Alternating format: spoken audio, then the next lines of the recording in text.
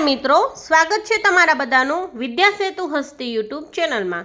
આજના આ વિડીયોમાં આપણે નીટ યુજી 2026 વિશે ચર્ચા કરીશું। તો મિત્રો, તમે પણ જો નીટની પરીક્ષા આપી હોય તો પરીક્ષા જે છે એ રદ કરવામાં આવી છે અને ફરીથી જે છે એ નવી પરીક્ષા તમારે આપવાની થશે। તો નવી એક્ઝામ ડેટ શું છે અને પેપર લીકની ઘટનાની સંપૂર્ણ માહિતી તમને આ વિડીયોમાં મળી જશે। તો વિડીયો અંત સુધી જરૂરથી જોજો। નીટ 2026 નીટ રદ 22 લાખના સપનાઓ પર ઘા। 2024માં પણ નીટ પેપર લીક થયું હતું, પરંતુ પરીક્ષા રદ થઈ ન હતી। દલીલ હતી કે અસર મર્યાદિત હતી, પરંતુ આ વખતે મોટી અસર છે, એટલે આ નીટ પર ક્લીન નથી। 9 દિવસમાં સિકરથી નાસિક સુધી પેપર લીકનો પૂરો ઘટનાક્રમ તમને જણાવું છું। 3 મેએ પરીક્ષા હતી। 551 શહેર અને વિદેશના 14 શહેરમાં પરીક્ષા યોજાઈ હતી અને 22 લાખથી વધુ વિદ્યાર્થીએ પરીક્ષા આપી હતી। 4 મેએ રાજસ્થાનના સિકરમાં ખાનગી પીજી સંચાલકે દાવો કર્યો કે પરીક્ષા પહેલા તેમની પાસે જે પેપર હતું તેના 300+ સવાલમાંથી 150 જે છે અસલી પેપર સાથે મેચ થયા હતા। 5 મે સિકર પોલીસની તપાસના તાર ગુરુગ્રામ સાથે જોડાયેલા છે। ધરપકડ કરાયેલા આરોપીએ જણાવ્યું કે તેમને પેપર હરિયાણાના ડોક્ટર પાસેથી મળ્યું હતું। 6 મે એજન્સીઓ મહારાષ્ટ્રના નાસિક પહોંચી પેપરની ડિજિટલ કોપીનું સૌથી પહેલું સ્થળ નાસિકની એક પ્રિન્ટિંગ પ્રેસની પાસેનું હતું। નાસિકમાં દરોડા પડાયા। 7 મે રાજસ્થાનના એસઓજી અને તપાસ ટીમોએ જપ્ત કરેલ મોક પેપર જે છે તેને અસલી નીટ પેપર સાથે મેળવ્યું તો બાયોલોજીના 90માંથી 90 અને કેમેસ્ટ્રીના સવાલો મેચ થયા હતા। 8 મે પ્રમાણના આધાર પર નેશનલ ટેસ્ટિંગ એજન્સીએ માન્યું કે પેપરની ગોપનીયતા ભંગ થઈ છે। કેન્દ્રીય શિક્ષણ મંત્રાલયે સ્થિતિની સમીક્ષા શરૂ કરી। 9 અને 10 મે તેનો વિરોધ થયો અને 11 જે છે મે માં નાસિક પોલીસ અને એજન્સીઓએ મુખ્ય આરોપી શુભમ ખેરનારની ધરપકડ કરી છે અને પ્રેસમાંથી એમણે પેપર કાઢીને હરિયાણા પણ મોકલ્યું હતું। તો આ રીતે પેપર જે છે એ લીક થયું હતું। 2024માં પણ પેપર લીક થયું હતું, પરંતુ ત્યારે અસર મર્યાદિત હતી અને આ વખતે ડિજિટલ અસર છે અને 2026ની અંદર ઝીરો ટોલરન્સ હેઠળ તરત નિર્ણય કરી અને પરીક્ષા છે ફરીથી લેવામાં આવશે। જ્યારે 2024ના માસ્ટર માઇન્ડ પણ ચાર્જશીટ પણ લગાવવામાં આવી ન હતી।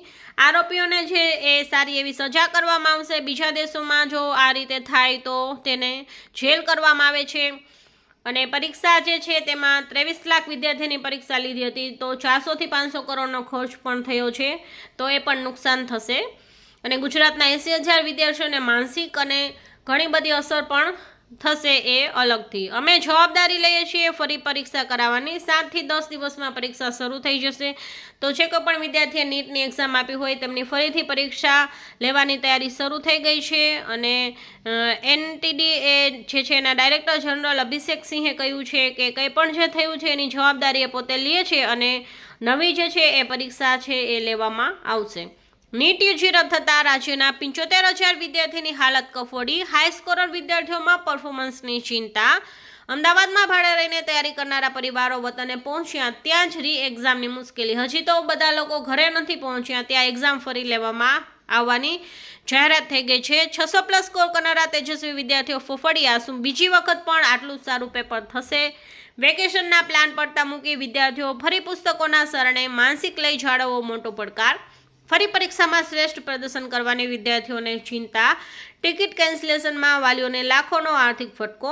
પેપર પહેલાં લીક કોણ થાય છે એ એએમએ દ્વારા જે છે એ કાર્યવાહીની માંગણી કરવામાં આવેલી છે। મેડિકલની પ્રવેશ પ્રક્રિયા પણ ખોરવાશે, કેમ કે છે પેપર લીક થયું છે, જેના કારણે પ્રવેશ પ્રક્રિયાના રજિસ્ટ્રેશનમાં વિલંબ થશે અને પરીક્ષા રદ થવાના કારણે સમગ્ર પ્રવેશ પ્રક્રિયા જે છે એ અંદાજે 1 થી 1.5 મહિનો વિલંબ થવાની શક્યતા રહેલી છે। નીટ પેપર લીકની શંકા। દહેરાદૂન સિકર ઝુંઝુનુમાંથી તેની ધરપકડ। નિષ્ણાંતો અને એનટીએ નક્કી કરશે પેપર લીક થયું હતું કે નહીં। સિકરના ઉદ્યોગનગર પોલીસ સ્ટેશનમાં પૂછપરછ ચાલી રહી છે।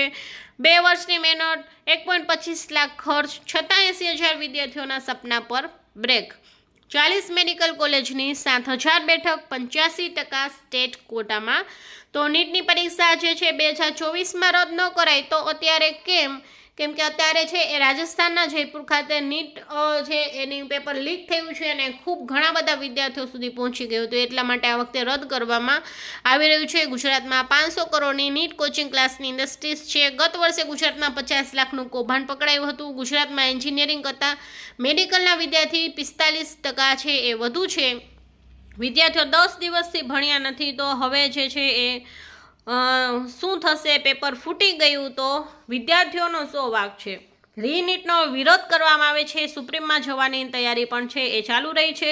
તો ગુજરાતમાં 11 વર્ષમાં 34 પરીક્ષામાં પેપર લીક, લાખો યુવાનો ભોગ બન્યા છે. નીટમાં ગોલમાલની 12 વર્ષમાં આ ચોથી ઘટના સામે આવી છે. ગયા વર્ષે પણ પેપર લીક થયું હતું, પરંતુ રી એક્ઝામ ન થઈ હતી.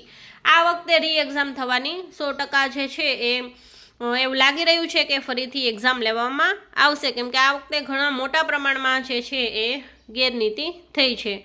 તો આ રીતે છે એ નવી નીટ લેવામાં આવશે.